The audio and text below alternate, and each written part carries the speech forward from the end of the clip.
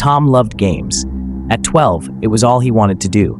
He'd sit on the floor, controller in hand, eyes glued to the screen, brow furrowed in concentration. The room around him faded as he focused, the warm glow of the TV casting soft light on his determined face.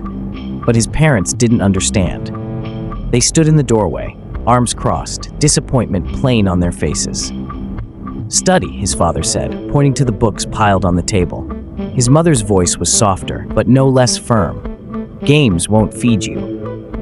Tom nodded, but didn't argue. He turned off the game, but his heart wasn't in the books. At night, when everyone else was asleep, he'd sneak back to his spot, pulling a blanket over his head to hide the glow from his gaming device.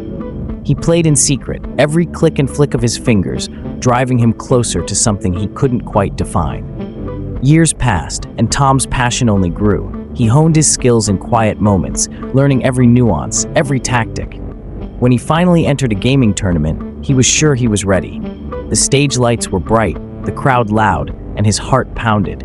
But the game didn't go his way. He lost.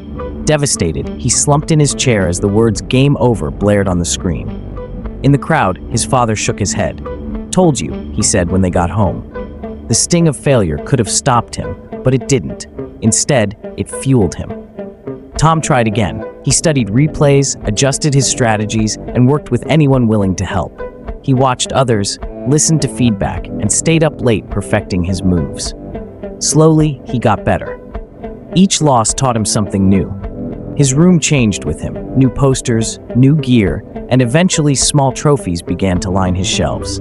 Then came the day he stood on that stage again. The lights were bright just like before, but this time he was ready. His hands moved with precision, his focus unshakable. When the final round ended, he was the one lifting the trophy. Tears streamed down his face as the crowd cheered. His parents, standing in the back, were silent.